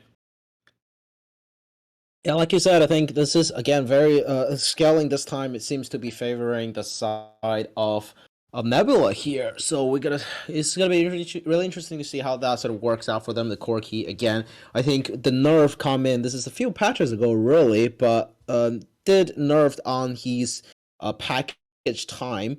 That package time that is extended from 4 minutes to 5 minutes, so it's gonna really impact his power level, the early power spec around these drag timers, obviously. But yeah, I think just looking at the bot lane here, I think because I'm trying to remember if this if this Blitzcrank is picked into the Israel. I think it is. The Israel was picked by Nebula before Yeah. it was. So I think this is the sort of the a bit of a counter. Maybe you were talking about the Israel is a relatively safe pick into the Blitzcrank. Even if you get hooked, you have the arcade shift to very safely mark away. The Braum provides so much safety as well early on. So yeah, this is going to be quite an easy lane for Israel and Braum to get through with, and potentially if a 2v2 breaks out with the tankiness of the Braum and the safety of Israel, I would definitely favor the Israel Braum lane actually here early on. Yeah, for Mars, I don't really think he picked the Blitzcrank for that laning. As we saw last game, he was barely in lane. He was going top lane, going mid lane, going top lane again, going for random fights in the jungle. Uh, I don't think this guy will have a lot of time staying in bot. It seems if we ever seen a thing from the last game is that Wales will try to shut down Key early on with their level 3s, level 4 plays, make sure the Camille's behind, and once they make sure that the Camille's kinda out of the game, then we will start seeing Blitzcrank going around the map, trying to hook the Corki is a viable target for him. I don't know if you want to hook a Diana into your team, because she could just, it's like a free delivery system for that champion. Um, yeah, a lot of champions have some good escapes versus the Blitzcrank hook. So it will. It's harder for him. It's harder for him um, to make the same impact from last game, given the mobility of these champions. However, he showed a mastery on this champion, and we might see him doing some clean plays at the moment. Yeah, definitely not counting this guy out after his rather brilliant performance here in the first game. But yeah, some same champions running back. We know what we're expecting, but some champions is just completely a new look for us. So definitely very excited to see how this game is going to play out as we are loading into this game. But yeah, do we still want to do the hook prediction game that we were doing? Yeah, I was about to ask Jeff. So we were both way out of mark, alright, of first hook. So the question that will bring itself here is: are we gonna see an invade or not? Oh, I mean, oh, God, this is. I mean, I'm gonna say yes on this. It's a little bit too. I mean, with how aggressive this support player Mars is, we're gonna see. I mean, I'm just hoping that Levity doesn't die again at the exact same spot this game, because I mean, he doesn't seem to be paying attention before 30 seconds mark come into online. So I just really wish this time he could just keep his eyes peeled, knowing that there is gonna be a Blitzcrank around in the jungle looking for him in this Yeah, early game. surely he's not gonna make the same mistake, copium. Surely, we'll see though. But yeah, knowing Wales, as you said, they seem a little bit of L9 gamers, you know. So we might see another invade this game. I bet my money on it. We are going to see an invade here, Jeff. Yeah, because that's what Blitzcrank do. And it's so obnoxious as well in your solo queue games, because whenever there's a Blitzcrank on the enemy team, you just have to, like, if it is any other champion, you load into the game, you'll be like, oh, okay, let's go to toilet. Let me go to toilet. You know, get some food, get some snacks, and then 1 minute 50, 1 minute 20. Okay, I'll walk to the lane. I'll help my junglers leash stuff like that. But no. If you have the enemy has a Blitzcrank, you have to sprint to your entrances the first second, because you bet your ass that robot is gonna be there trying to hook someone. It is just very, very annoying. But yeah, we are trying to sync up. I think at 10 seconds. I am at there right now. If everyone is.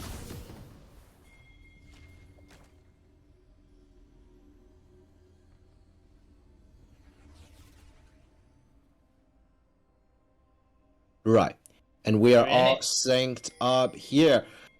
You can see the ping coming out from the rest side actually. So yeah, grouped up as 5. Maybe we can see a very explosive one level 1 here. Both teams running it mid, I guess. Oh my god, this is gonna be This is gonna be either. intense.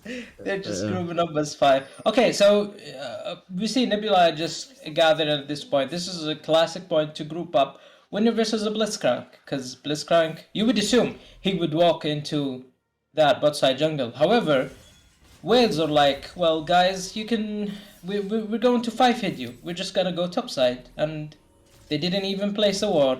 That is sad to see. yeah, they have I think the Wells Esport here have a little bit of information as to where the rest of the enemy team is, while side of Nebula. Yes, Nebula. Sorry, Nebula here was just really staying in the bush, so they are not really sure. They know the Blitzcrank is not invading here on bot side, but they don't know uh, if there's any information on their own top side as well. So this will be just a standard. I mean, we're not wrong because there was an attempt for an invade, right? Nothing really happened, so a lot less explosive this time around. Both team will be just leashing the junglers. They're going for normal bot side start.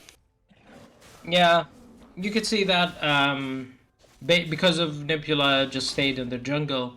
They're kind of clueless at the moment of what's going on, but they will just see the Blitz and the Jukes coming in, so they would know that Lee Sin did a bot start. Shen already showed on the top side, and we see a parallel jungling. Lee Sin is taking a very, his path 3 comes into looking for something around the map on that level 3. While Diana just gonna be full clearing this whole jungle and then maybe looking for something. Yeah, so a bit of a slow start. I think bot lane here, level 2 will be will be going over to the side of Wells Esport here. So a lot of pressure here. Has to back away very smartly here. Yeah, the Israel bottom lane early on will be just farming it up. Israel Q is a very, very safe farming here on the bot side. So we'll be just chilling out, keeping the wave in front of the turret, and Blitzcrank here maybe if the opportunity is right, looking for a roam. That's what Mars, the player, will always try to do as if we have anything learned from the first game. Okay, so they have the shot. Okay, already took the Israel flash. Here comes the invade. LeBlanc has to push on the mid lane. Very good dashed away just to get herself to safety. Not really blowing that flash neither. You can see the Corki paying that missing ping, so they know the reinforcement is coming from the mid lane. It's the 1v1 here on the top side. Shen, the Camille passive in the early game is very, very strong trading tool, so not really too much winning out on there. But here, instead, looking for a gank. Shen a little bit too overextended. Doesn't have the taunt because he used it a little earlier in exchange. First blood goes over to Sara here on the top side. Beautiful play coming out from the jungler. Yeah, well played by Saras. He got ganked, and he knew that golems are risky to take. So he just went to top side. The Shen was already pushing, and got a gank in first blood. Well played by him. Yeah, a little bit disrespect as well from the Shen. Just wasn't expecting the Dyna can just pivot and go for that play. Obviously, he know the enemy jungler is on the top side. But yeah, that wave is stuck in a pretty awkward spot for him as well. So have to go up there and just without his taunt, it's so easy to lock down for this too. A lot of damage early on for Diana as well.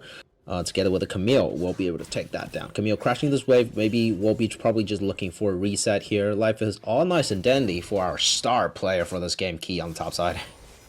Yeah, he's ahead on farm. He has an assist. But the issue is for Diana. Sure, Diana got a first blood. Well played. But Diana still has a mid laner that really... Like, Corki doesn't really want to do much. Diana herself really doesn't want to do that much early on as well. And I think Lee Sin is going bot side as well, because Lee Sin needs to make a lot of things happen in this early game, or this pick would be just useless. Yeah, we see him just clearing cams at the moment. It's already 5 minutes and he didn't really make anything happen. Okay, he's going back in on bot lane. A lot stronger scenes of skirmishes, but what is Mars doing on the front side? Architect forward, one more. Brownie!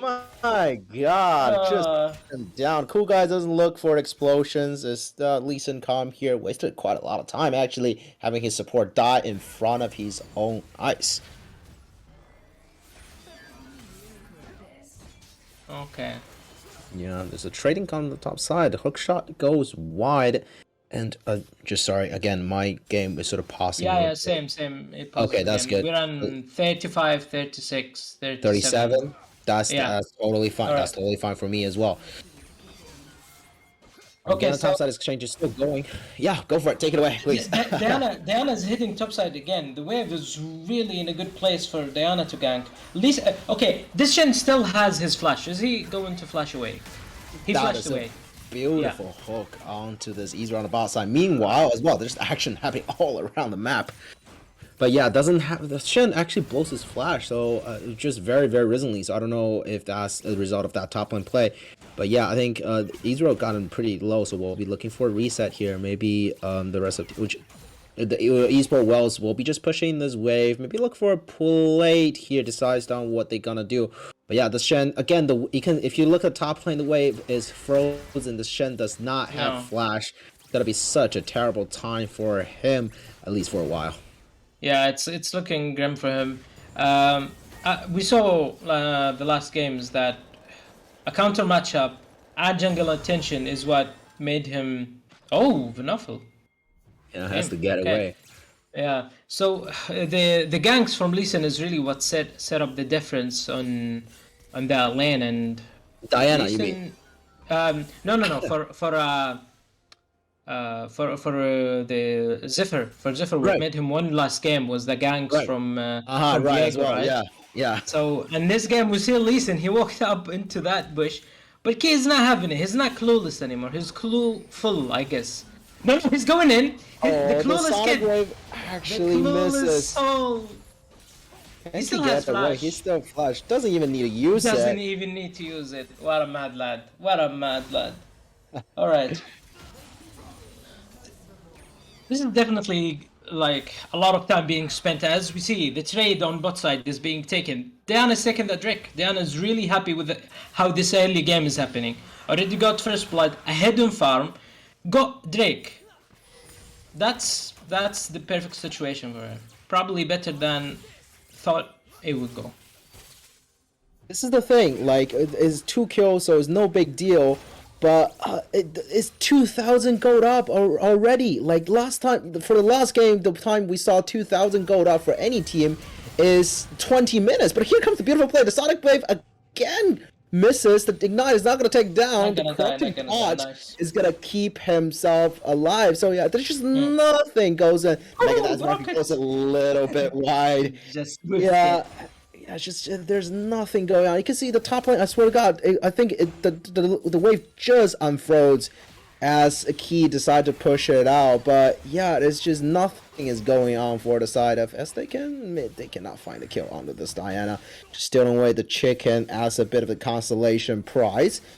But yeah, it's just in farm control as they keep on scaling as well. This Corki is staying quite safe. Equal CS to this LeBlanc, already rushing out the Hex Drinker, so we'll be staying out of lethal range pretty much from this point on as well. So very, very comfortable. We'll be just farming up. We'll be getting a lot of save time as we scale into the mid and late game. So for Wales, they're definitely in a dilemma at the moment. You really do want to shut down the carry player for Nebula, right? And that is the Camille right now, key on the top lane. However, he's going versus a Shen. And usually when you have a Shen, you don't really want to play toward the Shen. You want to play away from the Shen. You want to play toward the Jinx. This Slinny right now, he should be down on the bot side trying to get Jinx ahead to activate that win con for a game, because so far LeBlanc is not really having a lead on that Corki. They're equal in farm. Actually Corki's ahead, okay, and it's not really being activated, so maybe the best play is to just try to get the Jinx ahead in this early game. As we see a fight coming in. Oh, the hook shot onto the Lee Sin. Sen United calm down, drops down to Shen, finds the taunt, but into add the rest of the enemy team 4 versus 1 in the middle of everything. The moonfall is absolutely beautiful. Will be traded 1 for 1, but Key has absolutely no fear. Takes down another kill. As Harry here has to get away. The LeBlanc is very, very hard to get hold of, but he is stuck on the wrong side of the map. Do the rest of the team want to spend time chasing out of this, or do they want to take the Herald for themselves? Instead, at the end of the day, we'll decide just to leave that alone. So going back to their own lane, happy with all the kill they got on the back end of this. This LeBlanc just being so annoying. Brownie. Actually put on a lot of good damage. Still in the middle of it. This Corky just don't care. He just want to take out all the play he can. Notice that LeBlanc is missing in his own jungle. We'll be just backing away. And yeah, just they are more than happy. They are sitting. They are been chilling for the side of Nebula. Yeah, the Camille is ahead of the counter matchup. Almost everyone is ahead except for the ADC matchup. The Jinx is just 100 goal ahead, which is not that much really. So everyone is sitting comfortably in a team cup that scales even well into the late game. As you see this fight, the Blitz is here. Mars has to flash away. This is definitely a PTSD for Key here. It's the same situation from the last guy. This man is probably shaken in his boots. Well, he didn't buy boots, but in his imaginary boots at the moment. Yeah, you got those long metal legs that works just fine. But yeah, this is I mean they just won't leave this guy alone, and rightfully so. He was so spectacular in the first game. You have to think they are thinking about something to take him down. But here, just blowing that summer, keep himself alive for a little bit. They are making a play here on the top side, with the Blitzcrank rotated up. So I'm not really don't really think the Braum can do too much to pressure the Jinx here on the bot side. I don't think they really know where about this Blitzcrank is. Maybe thinking that he is rotating on the bot side. But here, want to make for a play. It's still Herald take is going on, so we're gonna see maybe this is gonna explode very fast. Besides, just to back away, you can see the Blitzcrank channeling, so we'll be just fine in the end of the day. And I think the Herald goes over to the side of Esports, excuse me. Oh, they want to go for a dive. They know the Blitzcrank's not here. Very beautifully played. It dodges away from the two-shot barrage, and it will be taken down. Very well executed. Yeah. Well, yeah, it's a well play. It's a well played because the Jinx spent a lot of time on her own. And in the first game, we didn't see when the Zairi was on her own in the bot lane. She wasn't really punished in that 2v1. However, now, Nebula really did punish that Jinx. She missed a lot of waves. She got dove under the tower with the wave crashing under the tower. And she's super behind the Corki package in. Oh, here comes the Valkyrie all the way across the enemy team. Mars here is very low. But Ascend United, I think, is coming in. The Shen is not going to drop down, but the 3 versus 1 actually. So Vanafo will trade his life for the enemy support in the end of the day. I think the Shen ulted is someone else instead on the bot side. So we'll be just joining that fight. Camille will be having a lot of time on this top side. Having a field day here, taking a lot of gold, a lot of experiences, and the Shen will be just TPing back, so they're not gonna really make a play for this Drake from the side of Wells Esports. But again, in the end of it, goes really forward very aggressively. Hope it would just dash away from this Lee Sin. But yeah, in the end of the day, this is 1-for-1 support for mid laner. You will be happy with that trade. I mean, you also take a Drake as well, so we would say it's probably better for the Nebula size. Definitely Van Offel had the package, you know. I thought that like a hot coming in with that package like a hot potato, but instead it was mashed potato. Definitely did not make anything happen there. In fact, I would say Van Offel should be investigated for that play. Just call in Veil mods there. Please do something about it. I mean, I don't know what you're talking about. I love mashed potato. Yeah, as far as I'm concerned, that was you have a package. If you're not using it, you're losing value. That's as simple as it is. I don't know what you're talking about, but all jokes aside, I think. Oh my God! Looking for a play. A hook shot goes for this ultimatum, locks him down. The second Q just melts the LeBlanc where he stands. I really like this. Key knows he has a lot of lead in that top lane. He was 2-0-2. He has farm lead. He knows this Shen is just all he's gonna be able to do to impact this game. Just press R on a play that happens around the map. So he just shoves in the wave and roams to spread the lead. Okay, as we see Crowny trying to go for a hero play, but Yeah, I think he just got hooked. It's not, I don't know what's the hero play there is. Maybe he's want to take down a hero, but he just got hooked. And Yeah. Levity is like, you can see Levity is like, the hero charging into the turret, they're gonna lose the turret. Levity is like, I'm not gonna stay around you for you to jump on me. I'm just gonna, I'm outie, adios. I mean, good luck to you, my friend. And they just take down a support under that own turret. Good play coming in from Wells Esports. Not really the most significant one, as still firmly have the lead on their side is Nebula, with the team count that scales a little bit better into the late game, and they're just sitting very comfortably. I think Corky is still working on his first item, will be the Maramune. It's a little bit delayed because he was doing the Hex Drinker build just to keep himself safe. But yeah, we'll be getting that point very, very soon. Yeah, and this is one of the things that Wales are good on. You can tell their macro is actually is good because they took Herald, so they moved the Blitzcrank to top lane. They took Herald. Sure, the Jinx died because of that, but then they used the Herald bot side to give the first tower to the Jinx, their carry, and the first tower gold was used around the Jinx. I think there was also bounties on that, if I'm not mistaken. So Jinx is catching up to the rest for sure. She's behind, but not by that much. Only like 900 gold. Oh my god. This is gonna be a very hard dive to pull off. But here the Ignite is doing some very significant damage. Jinx is just taken down all by herself on the bottom side. Emil on the top side. I think the Braum comes in so to save the key from dying. There's a lot of things happening on the boss side as well, as we can see Braum gets hooked. The Glacial Fisher knocks down everyone. A tower damage a little bit too much. They're turning this fight around. Key has absolutely no fear. Double kill for this Camille. Oh my god. Destiny Strike is not going to be enough. That triple kill for Keys on the top side, making it look so easy. Oh my god. Key just... The Jinx rocket coming in. Oh my god. No. The Mega Death Rocket. What a party pooper at the end of that. Keys was sent back to the fountain after that absolutely heroic play, but I mean, worth it in the end of the day. I mean, a lot of gold actually went back to the Jinx as well. This is a big shutdown. I think 600 gold. That's on our screen. I'm not sure. But yeah, in the end of the day, it's just still disastrous strikes for the side of Pros Esports. That 3-man top dive did not work out, and they just stay a little bit too long, just trying to forcing it to make it work, and Key makes them pay.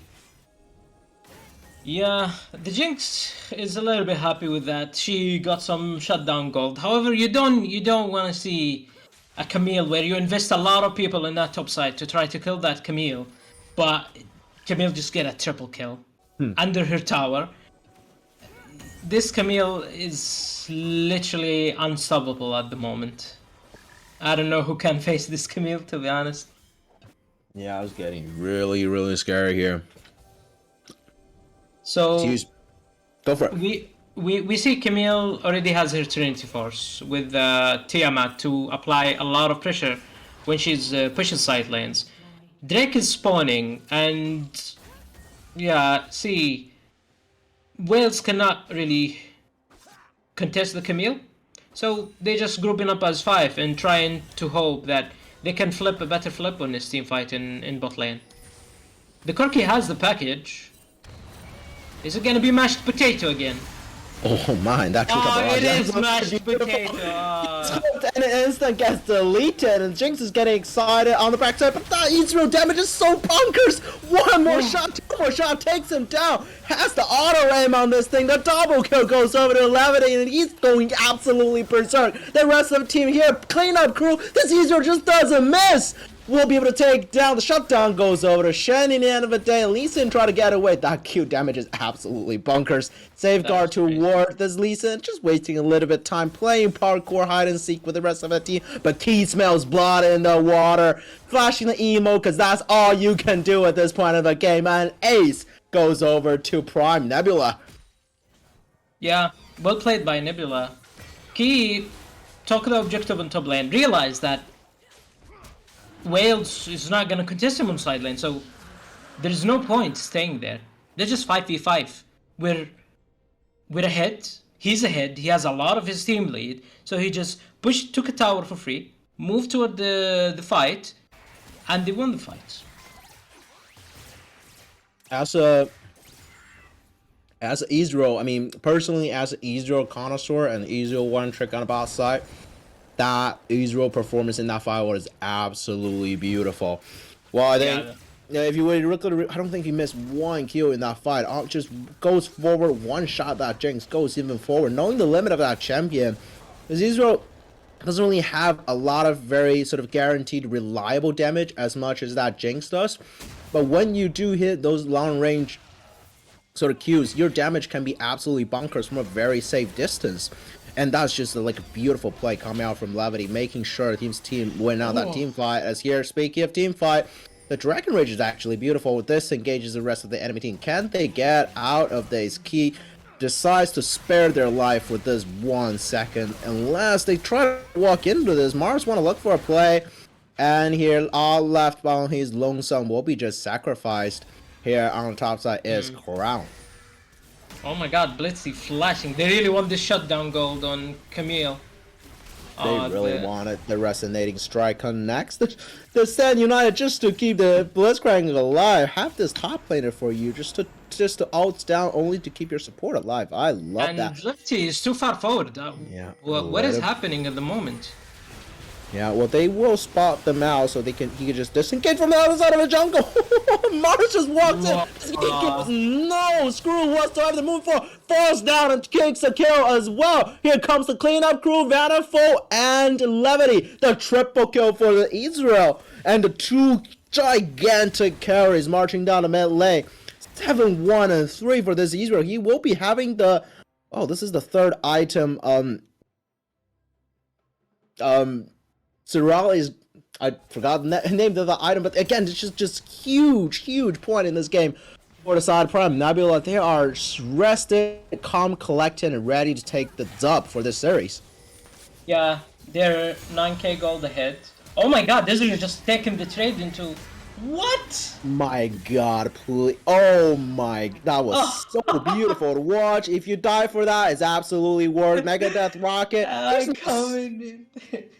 There's no skill involved in firing that rocket, but hitting everything onto a LeBlanc is just beautiful. I mean, I'm saying this, like all the blood just rushed out of my head into somewhere else because that play was so beautiful.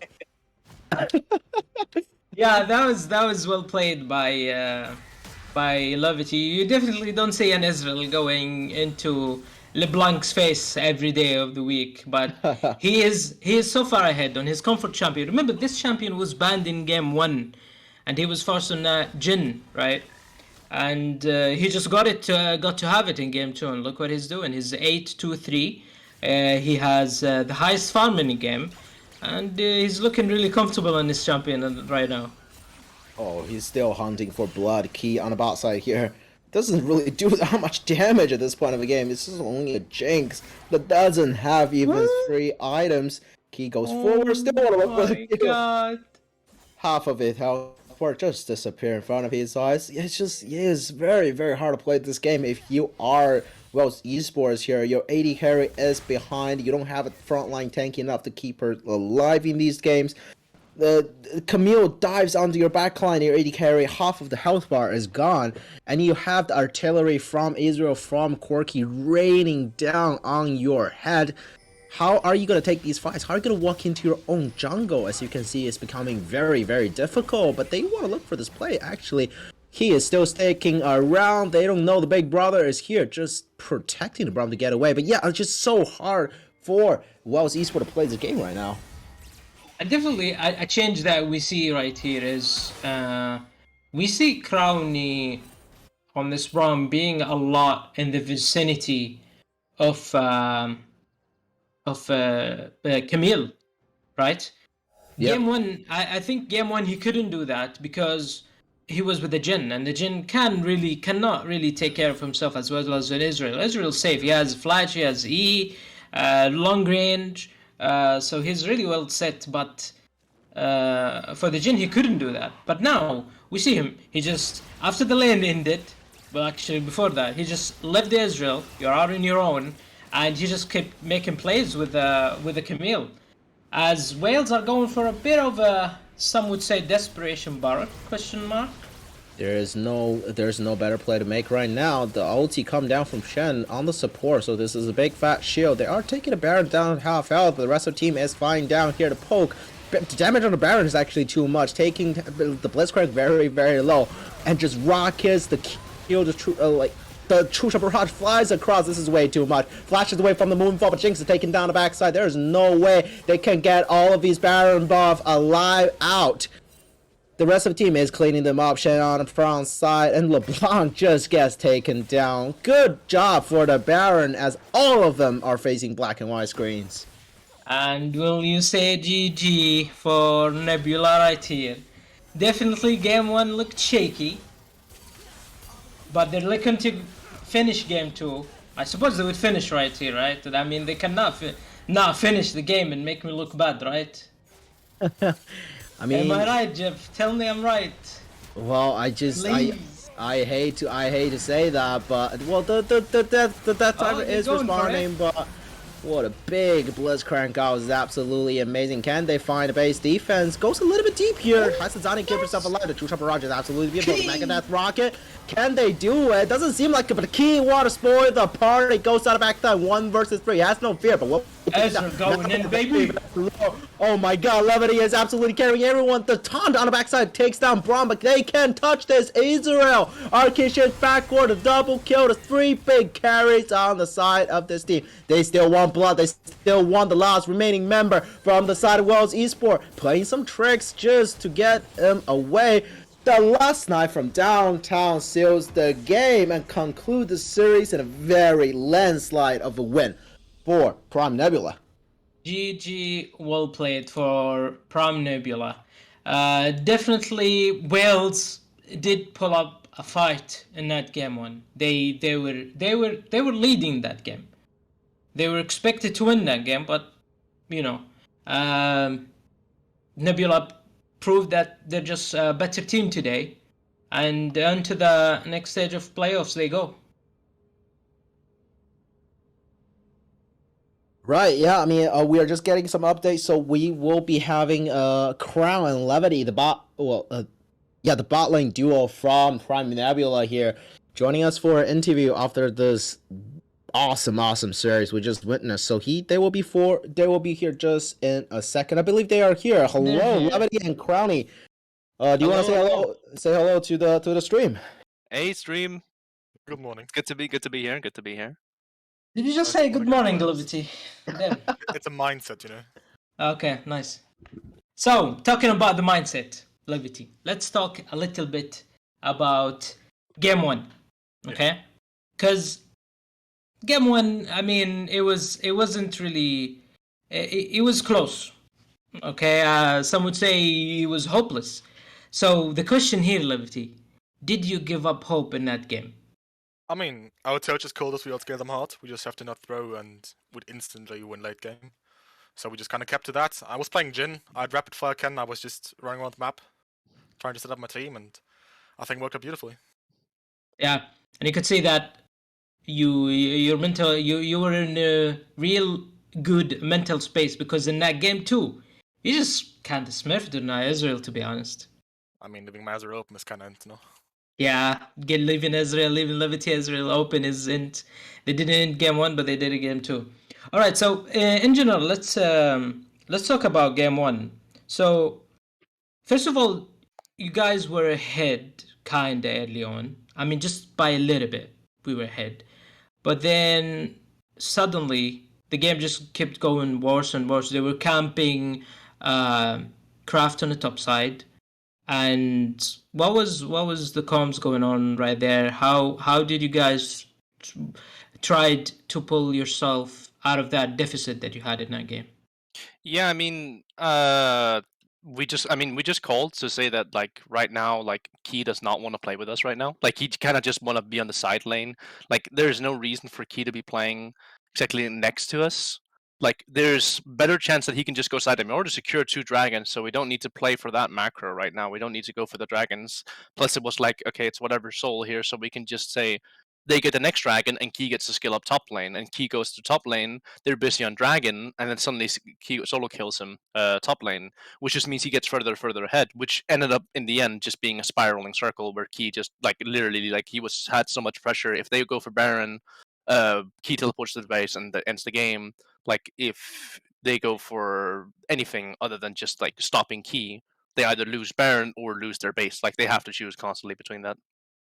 And what a mental of steel Key had, because that game, I swear, every time the camera pans to wherever he is, there is some random Viego and Blitzcrank just hiding in the bush, and him just walking in there like, "What's up? I'm laning, guys." I Nope, mean, you're not laning. We did tell him a lot of times that like Blitzcrank is missing and like I guess Key noob.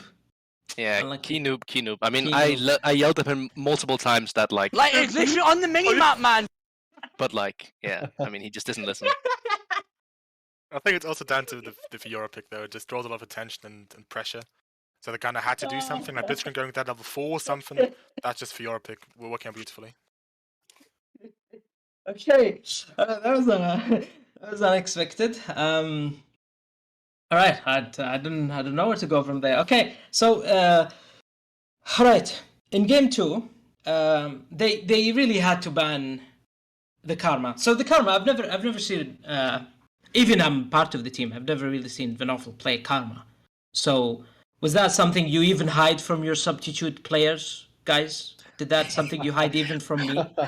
I mean, Van has multiple times said to us that she can play Karma, but we've always just kind of put her on like the slave role of just scaling mage. But we tried out, like we were kind of desperate since like this is losers finals. We were like, okay, well I guess we gotta try all the tricks, and then we tried Karma. It would have worked out well. So maybe expect to see that in the future. I gotta say, like I was critical of the build because she was the only AP damage, but the Moonstone with the Fiora and the fact that Wales didn't really have much healing reduction worked really wonderfully. Yeah, I mean, they didn't really have any damage either, so just stop the Karma healing. Like, the damage just got negated. Alright, so let's look forward. So, what team are we playing next? Is it going to be Eclipse? We're playing Base Department, which is probably going to be one of the harder teams to play. Yeah. We've scrim versus them in the past, where it's been both ways. We've had good games, but we've had bad games versus them. So I mean, I guess it's all out next week. So hey, let's get streamed again. No? Yeah, it's definitely going to be an interesting, even in that jungle matchup, because the jungler, I casted one of their games, and their jungler Taboosh is kind of similar to Saros playstyle.